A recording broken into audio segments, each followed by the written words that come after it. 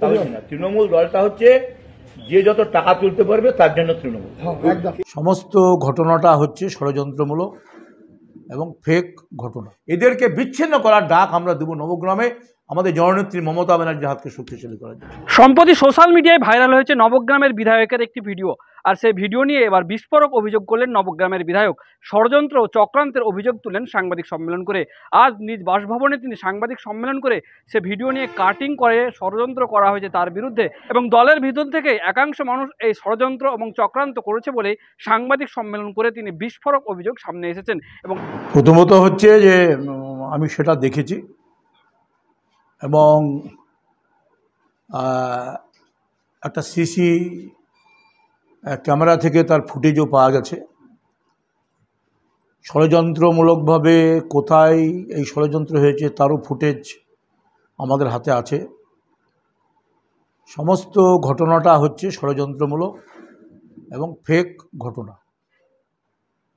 আজকে রাজ্য সরকারের ভাবমূর্তি নষ্ট করার চেষ্টা করছে বিরোধীরা বিভিন্নভাবে। জননেত্রী মুখ্যমন্ত্রীর ভাবমূর্তি নষ্ট করার জন্য একটার পর একটা ষড়যন্ত্রে লিপ্ত।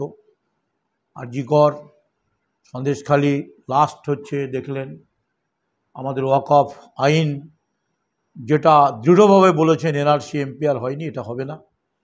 ষড়যন্ত্রমূলকভাবে বিরোধীরা চক্রান্ত করে আজকে ভাবমূর্তি নষ্ট করার চেষ্টা করলো শামশেরগঞ্জে, দেখেছেন আপনারা সব। একইভাবে আমাদেরও ভাবমূর্তি নষ্ট করার চেষ্টা করছে এবং সেই চেষ্টা কারা করছে তাদের ফুটেজ আমাদের হাতে আছে। এবং কিছু ছারপোকা আমাদের দলে ঢুকেছে, যেটা নিয়ে আমাদের বারে বারে মুখ্যমন্ত্রী বলেন পার্টির মধ্যে কিছু ছারপোকা ঢুকে পার্টিকে ক্ষতি করার চেষ্টা করছে, ক্ষত করার চেষ্টা করছে। এই সমস্ত ছারপোকাকে টিপে মারতে হবে আমাদের। সেজন্য আমরা খুবই সজাগ দৃষ্টি রাখছি। আমরা সকাল থেকে সন্ধ্যা পর্যন্ত মানুষের পরিষেবা দেই, উন্নয়নমূলক কাজে থাকি। এই কাজ আমরা করি একসঙ্গে দাঁড়িয়ে। আমরা আমাদের এই সাংগঠনিক জেলা জঙ্গিপুর সমস্ত বিধায়করা আমাদের একসঙ্গে থেকে আমরা কাজ করি। একে অপরের সঙ্গে আমাদের প্রতিদিনের যোগাযোগের মধ্যে দিয়ে কাজ করি। যে শামশেরগঞ্জের ঘটনা, আমি একেবারে পাশে থেকে আমি সেখানে দুদিন গেছি। তারপরে যেদিনকে মুখ্যমন্ত্রী আসবেন কালো পতাকা দেখাবেন এরকম খবর, আমি একেবারে হিন্দু কমিউনিটি এলাকাতে গিয়ে আমি, খলিলুর রহমান আমাদের এমপি, আমিরুল ভাই সহ আরও দুজন বিধায়ক প্রত্যেকটা জায়গাতে আমরা বক্তৃতা দিয়ে আমরা তাদেরকে কনফিডেন্সে নিয়েছি। এই কাজই হচ্ছে আমাদের করা, সমস্ত ঐক্যবদ্ধভাবে কাজ করি। এখানে আমার জাকির ভাইকে যেভাবে কথা হয়েছে সেটা খুবই দুঃখজনক ঘটনা, যে এই সমস্ত ফেক নিউজ যারা করছে, করে এই সমস্ত বিভ্রান্তিকর খবর ছড়াচ্ছে। এবং আমাদের দলে কিছু রুই পোকা, যেটা ঘুণ যেটা বলছে, চার পোকা, যারা দুর্নীতির সঙ্গে যুক্ত হয়ে থাকছে, যারা কৃষকের রেকর্ডের নামে টাকা তুলছে বিএলআর অফিসে, যারা ঘরের টাকা তুলছে, এরকম কিছু যারা পার্টি সেজে, পার্টির কর্মী সেজে কাজ করছে, আজকে দৃঢ়ভাবে আমরা তাদের বিরোধিতা করছি আমাদের মুখ্যমন্ত্রীর নির্দেশে। আর এই সমস্ত কাজে লিপ্ত হচ্ছে এরাই থেকে আজকে এরকম ষড়যন্ত্রমূলক কাজ করে আমাদের ভাবমূর্তি করার চেষ্টা করছে। সুতরাং টোটালটা একটা ফেক নিউজ। এবং হচ্ছে এইটা নিয়ে আমি সব জোগাড় করছি। প্রয়োজনে আমরা আইনজ্ঞ কথা নিয়ে, পরামর্শ নিয়ে আমরা ক্রাইমে তাদের বিরুদ্ধে আমরা যা শাস্তিমূলক ব্যবস্থা গ্রহণ করা দরকার, আইনগত ব্যবস্থার দিকে যাব।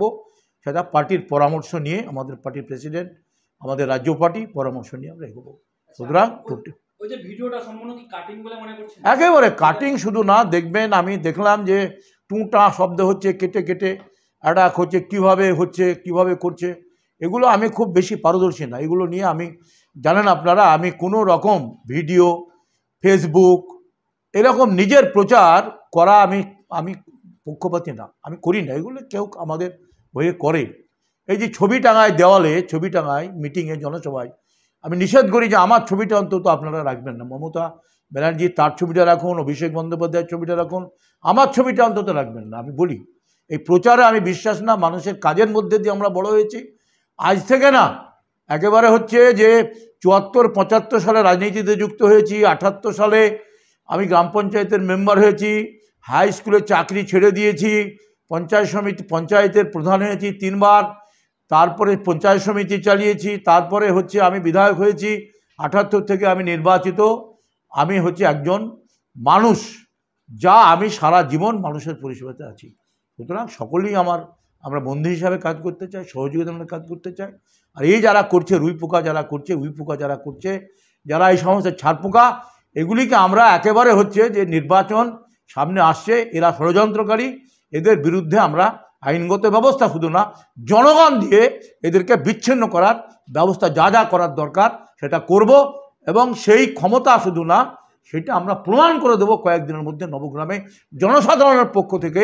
আজকে এটা আমরা প্রমাণ করে দেবো, মানুষ আজকে তৃণমূলের সঙ্গে আছে, জননেত্রী মুখ্যমন্ত্রীর সঙ্গে আছে, এবং তারকে শক্তিশালী করার জন্য আমরা কর্মীরা, অজস্র কর্মীরা আমরা মাঠে আছি, রাস্তায় আছি, ঘাটে আছি, আমরা জঙ্গলে আছি, সব জায়গায় আছি।